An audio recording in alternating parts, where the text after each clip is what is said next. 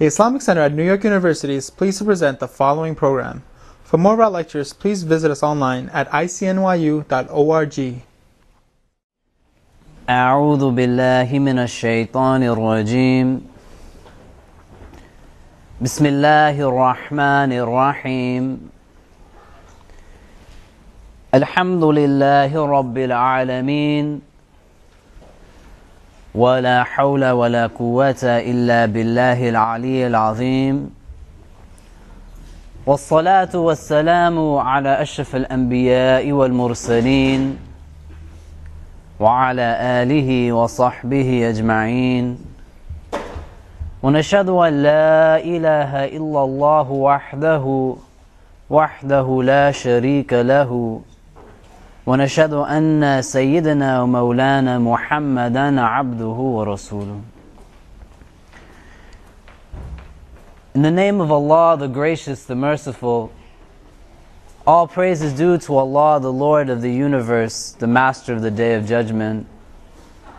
We bear witness and testimony to the oneness of Allah, to His magnificence, His omnipotence, His might, His glory, to His being the creator and sustainer of all things, the giver of life, the guider of hearts, the Master of the Day of Judgment. And I bear witness to the fact that Muhammad ibn Abdullah sallallahu alayhi wasallam is a servant and final messenger. May the peace and blessings of Allah be upon him and upon all those who choose to tread in his path until the last day.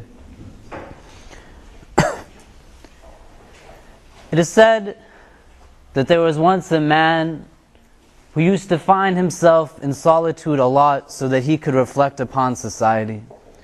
That this man, he made it a habit that he would separate himself from society, that he would go to places where he would know that no one would be there. He would reflect upon his existence and then he would write. That he would think about everything that was going on around him. He would think about everything that was taking place around him. And when he would gather his thoughts, when he would absorb everything, he would synthesize it, make critical sense of it, and then put it down onto paper. And so one day this writer, it is said that he goes and finds solace in the shore. He goes and finds solace on a beach where nobody is sitting. He goes and he begins to think, contemplate, try to understand what's taking place around him. And as he is gazing upon the horizon, he sees in the distance a figure that is doing something that he can't recognize what exactly it is. And so his curiosity becomes tweaked and he wants to go and see what exactly is this person doing, what is this individual doing. That yes, there is a distance between he and I that I can't make out the action, but he is close enough that I can walk to him. And so he begins to walk step after step after step to find out what this person is doing. And as the writer gets closer, he sees that it is a young boy. And the young boy, it seems that he is picking things up and throwing it into the water. And as he gets closer and closer and closer, he sees that this young boy, he is surrounded by an abundance of starfish. And he is picking them up one after one after one and throwing them back into the water. And the young man, he is now met with this writer, he is met with this author. And the man says to the young boy that, what are you doing? Why are you doing this? And he says that I am throwing them back into the water because the tide is going out, and if they don't go back in, they will surely dry out and every one of them will die. And the writer, he says that you are surrounded by them in multitudes. There are so many of them. There are so many around you. Why bother? Why even try? You're not going to be able to do it. And the young boy, he takes the advices, he takes the counsel, he listens quite patiently, and in response he bends over and he says that when he throws the next one into the water, he says that at least that one will know the difference that I made for it. And so we have to begin to think and try to understand that how are we making a difference even on the smallest of scales? That we set for ourselves lofty goals that we believe are intangible. We set for ourselves goals and aspirations that we then psych ourselves out of them, thinking that we are nobody that can make a difference in anybody's lives. But even if we have to do it on a very small scale, one after the other, perhaps we will not go out and reach the masses, but this doesn't mean that we should stop ourselves from doing it on a very small level. that a simple starfish would even suffice the satisfaction of this young boy's wanting and desire to go out and help people, go out and help the creation of Allah, that perhaps he will not reach all of them in thousands and hundreds of thousands, but the ones that he would reach, they would have the difference felt. And so what is it that keeps us from going out and being this change? What is it that keeps us from going out and engaging the people? What is it that keeps us from going out and understanding that we, as even on an individual basis, we can make a change? That yes, I am a person who I understand that I am one from amongst many, but still I am one.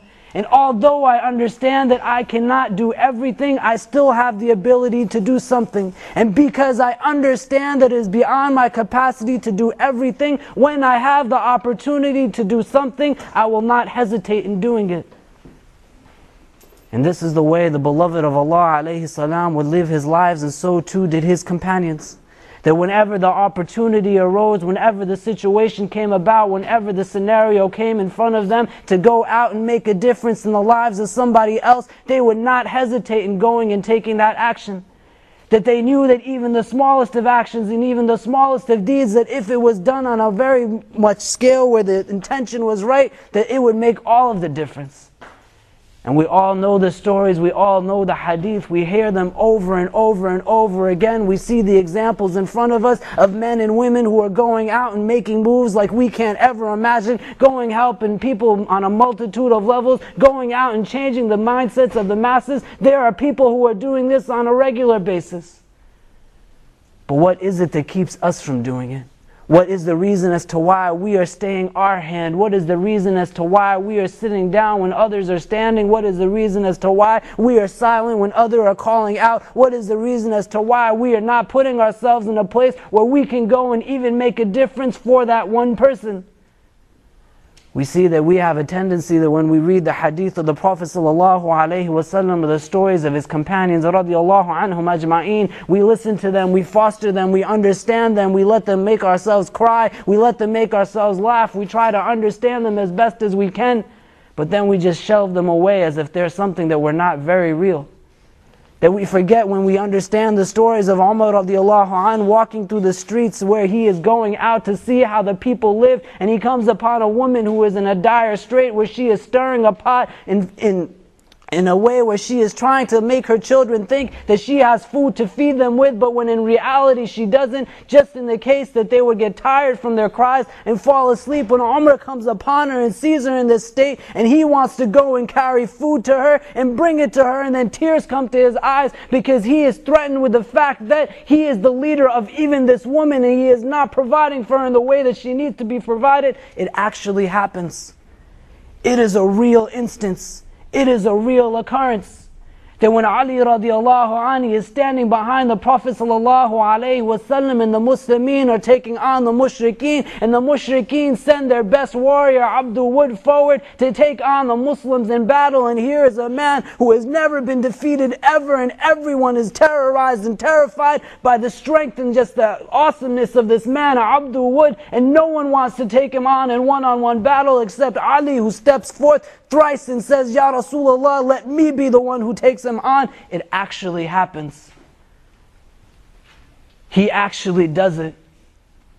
That when the Prophet ﷺ has to endure for a month's time a man by the name of Abdullah ibn Ubay spreading a slander against his blessed wife Aisha radiallahu anha, and he has to sit and still engage the people on a level where they are still his followers, teaching them about the deen, standing on the minbar and giving them khutbah, not having the ability to say that go and take the life of that man who is spreading this slander against my wife. When he is faced with this situation, and then some time later when the time comes for this man's janazah to be read, and his companions are saying to him that Ya Rasul,